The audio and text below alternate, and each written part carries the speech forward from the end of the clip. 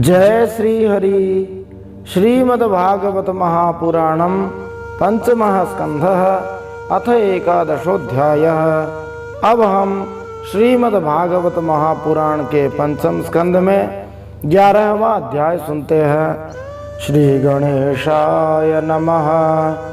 श्री सरस्वत्यै नमः। श्री गुरवे नमः। श्री पुराण पुरुषोत्तमाय नमः। पिछले पंचम स्कंद के 10वें अध्याय में जड़ भरत और राजा रहुगण की भेंट के प्रसंग में हमने सुना कि सिंधु सौवीर देश के राजा रहुगण एक बार पालकी पर चढ़कर जा रहे थे। उनके जो कहार थे उनमें से एक कहार बीमार हो गया, इसलिए जबरदस्ती जड़ भरत जी को पालकी ढोने के लिए लगा दिया गया। यद्यपि महात्मा भरत जी इस कार्य के लिए कदापि योग्य नहीं थे, फिर भी वे बिना कुछ बोले ही चुपचाप पालकी को उठा ले चले। वे ब्राह्मण जड़ भरत जी कोई जीव उनके पैरों के तले आकर दबकर मर न जाए, इस भय से आगे की एक बाण जितनी भूमि देखकर चलते थे, इसलिए दूसरे कहारों के साथ उनकी चाल का मेल नहीं खाता था। अतः जब पालकी टेढ़ी सीधी होने लगी, तब राजा रहुगण उन पालकी उठाने वालों से फटकारते हुए कहता है, अरे कहारों, अच्छी तरह चलो, पालकी को इस प्रकार ऊंची नीची करके क्यों चलते हो? वो सेवक बोले, महाराज हम तो ठीक से चल रहे हैं, परंतु एक नया कहार अभी भी पालकी में लगाया गया है, वह जल्दी जल्दी नहीं चलता है, इसलिए हम पालकी ठीक से नहीं ले जा सकते। अब राजा रहुगण ने विचार किया कि संसर्ग से उत्पन्न होने वाला दोष एक व्यक्ति में होने पर भी दूसरे मनुष्यों में भी आ सकता है। जैसा कि कहते भी हैं कि एक खराब सेव दूसरी सभी अच्छी सेवों को खराब कर सकती है, इसलिए उन्हें फटकारता है, परंतु फिर भी वो वैसे ही चलते हैं। तो व्यंग से भरे वचनों में राजा रहुगण भरत जी से कहता है, अरे भैया, बड़े दुख की बात है, तुम बहुत थक गए हो, ऐसे लगता है तुम्हें कोई दूसरा सहारा भी नहीं दे रहा है।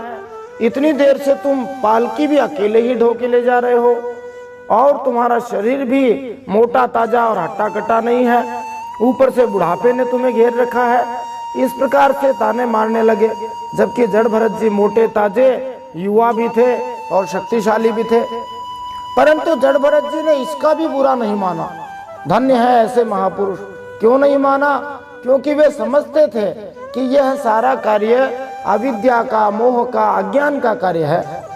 वह विविध अंगों से युक्त दिखाई देने पर भी वास्तव में था ही नहीं, झूठा था, जिसको हम माया कहते हैं। इसलिए उसमें उन जड़ भरत जी का मैं मेरेपन का मिथ्या अध्यास पूरी तरह से छूट गया था और वे ब्रह्मरूपी हो गए थे। पालकी अब भी सीधी नहीं चल रही थी। फिर से राजा रहुगण क्रोध से आग बबूला हो गया और कहने लगा, अरे यह क्या, तू जीता ही मर गया क्या? मेरा निरादर करके मेरी आज्ञा का उल्लंघन कर रहा है। मालूम होता है तू सर्वथा प्रमादी है।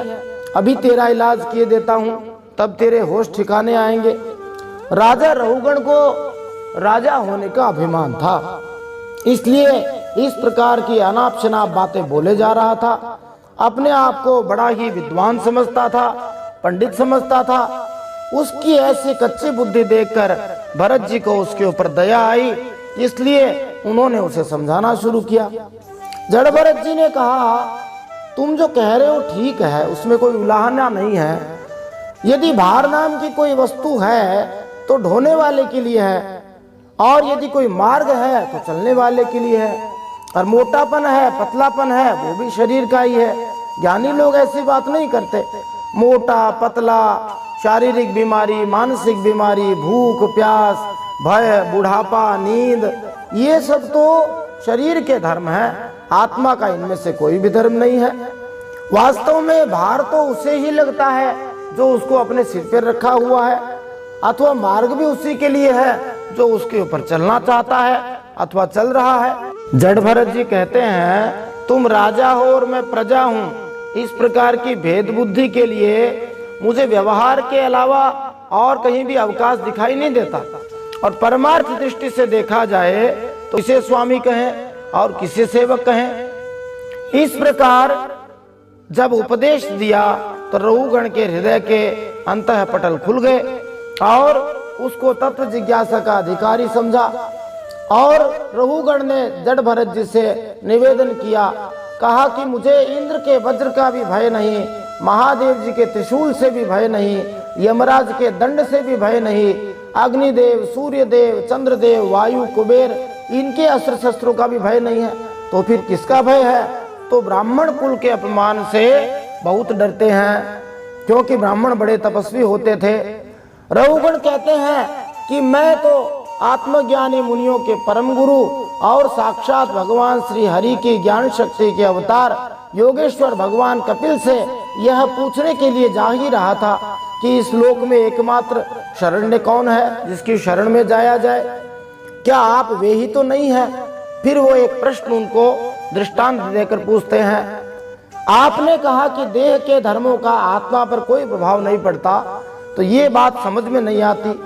जैसे कहते हैं कि चूल्हे पर रखी हुई बटलोई जब अग्नि की तपन से तपने लगती है तब उसका जल भी खोलने लगता है और उस पानी में रखे हुए चावल भी पक जाते हैं। ऐसे ही अपनी उपाधि के धर्मों द्वारा उनका अनुवर्तन करने के कारण देह, इंद्रिय, प्राण और मन की सन्निधि से आत्मा को भी उनके धर्म, श्रम आदि का अनुभव तो होता ही होगा। इस प्रकार से वे प्रश्न पूछते हैं। अब हम श्रीमद् भागवत महापुराण के पंचम स्कंद के 11वें अध्याय में राजा रघुगण को भरत जी का उपदेश, इस प्रसंग में इन प्रश्नों के उत्तर प्राप्त कर सकते हैं। श्रेष्ठ ज्ञानी कौन होता है? किसे तत्व ज्ञान कराने में साक्षात वेदवाणी भी समर्थ नहीं है। विद्वान लोग मन को ही संसार और मोक्ष पद का कारण क्यों मानते हैं? मन की 12वीं वृत्ति और 12वां विषय क्या है? भगवान वासुदेव कैसे हैं? मनुष्य कब तक इसी लोक में यूं ही भटकता रहता है? यही भाव गोस्वामी तुलसीदास जी ने भी सुंदरकांड में 46 नंबर के दोहे में दिया है। मन को कैसे मारा जाए? तो आइए इन सब प्रश्नों के उत्तर आज के इस 11 अध्याय में प्राप्त करते हैं। जय श्री हरि। नारायणं नमस्कृत्य नरं चैव नरोत्तमं देवीं सरस्वतीं व्यासं ततो जयमुदीरयेत्। भगवान श्री नर नारायण को प्रणाम करते हुए श्री गणेश जी महाराज, सरस्वती माता, वेदव्यास भगवान को प्रणाम करते हुए, हृदयाराध्य श्री हरिचरणों में प्रणाम करते हुए, भगवत स्वरूप श्रीमद् भागवत को प्रणाम करते हुए, श्री सुखदेव मुनि और परीक्षित महाराज को प्रणाम करते हुए, राजर्षि जड़भरत जी को प्रणाम करते हुए, अनंत कोटि सब संत महात्माओं को प्रणाम करते हुए अब हम श्रीमद् भागवत महापुराण के पंचम स्कंद में 11वां अध्याय सुनते हैं। श्रीमद् भागवत महापुराणम पंचमः स्कंधः अथैकादशोऽध्यायः। राजा रघुगण को भरत जी का उपदेश। ब्राह्मण उवाच। उपजाति छंदः। अको विदः को विदवादवादान् वदस्यथो नातिविदां वरिष्ठः न सूरयो हि व्यवहारमेनं तत्त्वावमर्षे न सहामनन्ति। जड़ भरत जी ने उत्तर देना शुरू किया। उन्होंने कहा, हे राजन, तुम अज्ञानी होने पर भी विद्वानों के समान ऊपर ऊपर की तर्क वितर्क की बात कह तो रहे हो, इसलिए श्रेष्ठ ज्ञानियों में तुम्हारी गणना नहीं हो सकती। तत्वज्ञानी मनुष्य इस अविचार सिद्ध स्वामी सेवक आदि व्यवहार को तत्व विचार के समय सत्य रूप से स्वीकार नहीं करते। तथैव राजन् नोरुगार्हमेध वितान विद्योरुविजृम्भितेषु न वेदवादे सुहितत्ववादः प्रायेण शोधो नुचकास्ति साधु। लौकिक व्यवहार की तरह वैदिक व्यवहार भी सत्य नहीं है, क्योंकि वेद वाक्य भी अधिकतर गृहस्थ जनों के लिए यज्ञ विधि के विस्तार में ही व्यस्त हैं। राग द्वेष आदि दोषों से रहित विशुद्ध तत्व ज्ञान की पूरी पूरी अभिव्यक्ति प्रायः वेदों में भी नहीं हुई है। न तस्य तत्व ग्रहणाय साक्षात् वरीयसीरपि वाचः समासन् स्वप्ने निरुक्त्या गृहमेधि सौख्यं न यस्य हेया नुमितं स्वयं स्यात्। जिसे गृहस्थोचित यज्ञादि कर्मों से प्राप्त होने वाला स्वर्गादि सुख सपने के समान हे नहीं जान पड़ता, उसे तत्वज्ञान कराने में साक्षात उपनिषद वाक्य भी समर्थ नहीं है। क्योंकि जिसके हृदय में स्वयं प्रकाश नहीं है, उसको कोई और प्रकाशित नहीं कर सकता। ज्ञान बाहर कहीं नहीं है, हमारे अंदर ही विद्यमान है। आगे जड़ भरत जी कहते हैं, यावन्मनो रजसा पुरुषस्य सत्त्वेन वातम सावानुरोधं चेतोभिराकुतिभिरातनोति निरंकुशं कुशलं चेतरं वा। जब तक मनुष्य का मन सत्व रज अथवा तमोगुण के वशीभूत रहता है, तब तक वह बिना किसी अंकुश के उसकी ज्ञानेन्द्रिय और कर्मेंद्रियों से शुभ अशुभ कर्म कराता रहता है। सवासनात्मा विषयोपरतो गुण प्रवाहो विकृतः षोडशात्मा बिभ्रात् पृथं नामभिरूप भेद मन्तर्बहिष्ठं च पुरैस्तनोति।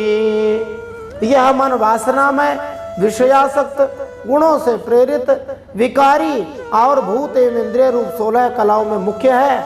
यही भिन्न भिन्न नामों से देवता और मनुष्य आदि रूप धारण करके शरीर रूप उपाधियों के भेद से जीव की उत्तमता और अधमता का कारण होता है।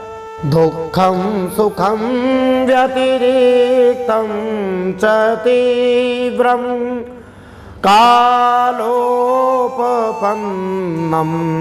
फलमाव्यनाति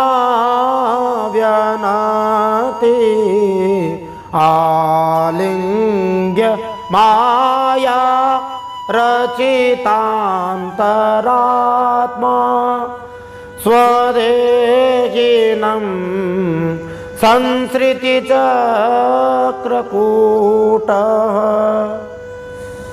यह मायामय मन संसार चक्र में चलने वाला है। यही अपनी देह के अभिमानी जीव से मिलकर उसे कालक्रम से प्राप्त हुए सुख दुख और उनसे व्यतिरिक्त मोह रूप अवश्य भावी फलों की अभिव्यक्ति कराता है। तावानयं व्यवहारः सदा क्षेत्रज्ञ साक्षो भवति स्थूल सूक्ष्मः तस्मान्मनोलिङ्गमदो वदन्ति गुणागुणत्वस्य परावरस्य।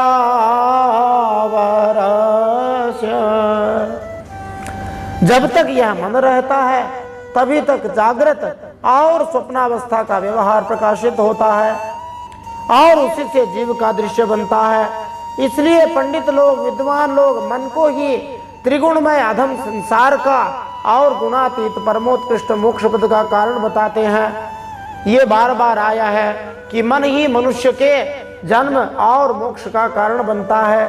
पिछले अध्याय में जब रहुगण ने प्रश्न पूछा था भरत जी से कि चूल्हे पर रखी हुई बटलोई जब अग्नि से तपने लगती है, जो तपेली गर्म हो जाती है, तब उसमें पानी भी गर्म होता है। और चावल का भीतरी भाग भी पक जाता है। वैसे ही वो कहते हैं कि देह, इंद्रिय, प्राण और मन के साथ रहने से आत्मा को भी इसका अनुभव होता है। उसी बात का यहाँ पर उत्तर दे रहे हैं कि वास्तव में इनका कोई संबंध है ही नहीं। जैसे सपने में कोई व्यक्ति क्या क्या देख लेता है वह सब सत्य नहीं होता है। एक मुंगेरी लाल नाम का व्यक्ति था जिसने सपना देखा। वह अपने सिर पर घड़े लेकर जा रहा था। सपने कोई जागते हुए देखता है, कोई सोए सोए देखता है।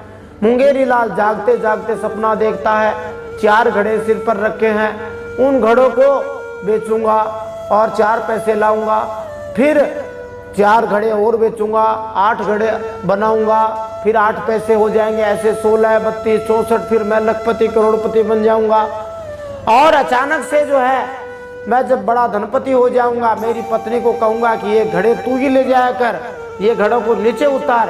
तो वो कहते हैं मैं तो नहीं उतारूंगी। तो गुस्से में आकर मैंने उन सारे घड़ों को पटक दिया, अथवा स्वयं ही फिसल के घड़े नीचे गिर गए और सारे सपने टूट गए। उसी प्रकार से आत्मा को कोई दोष नहीं लगता है। आगे भरत जी समझाते हुए कहते हैं, गुणानुरक्तं व्यसनाय जंतो क्षेमाय नैर्गुण्यमथो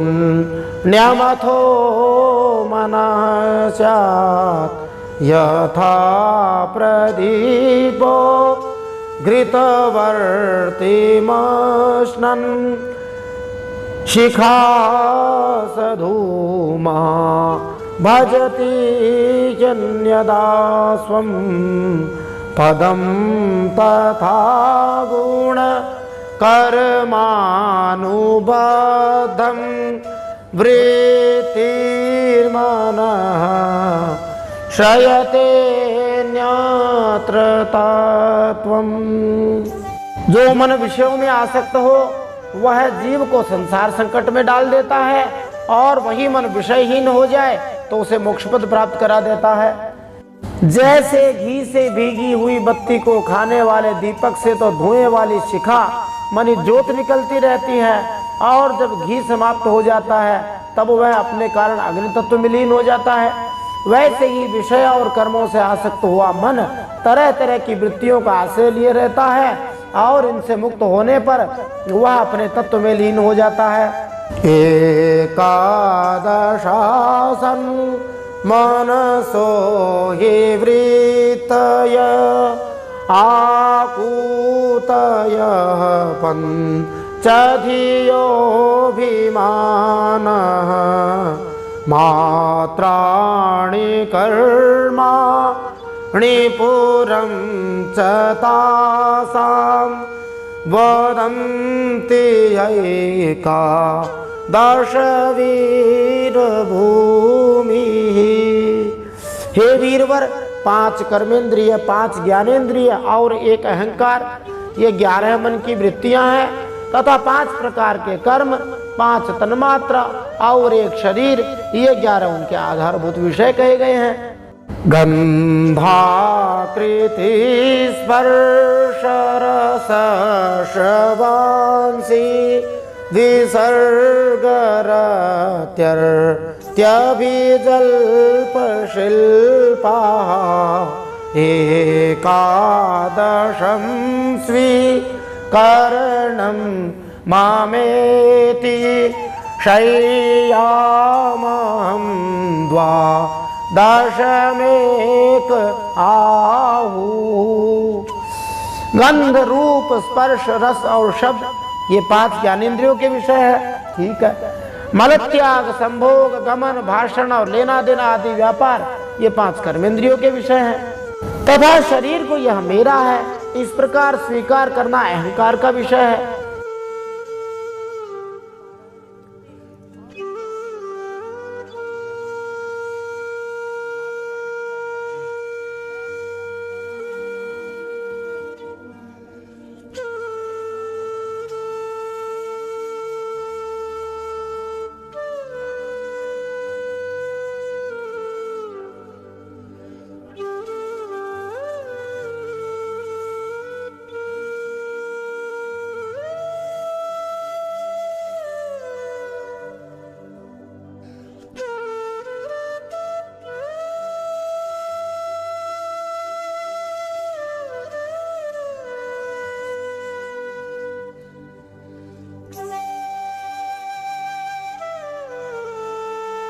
क्षेत्रज्ञ एता मनसो विभूतिर्जीवस्य माया रचितस्य नित्याः आविरहितः क्वापि तिरोताश्च शुद्धो विचष्टे यविशुद्ध कर्तुः।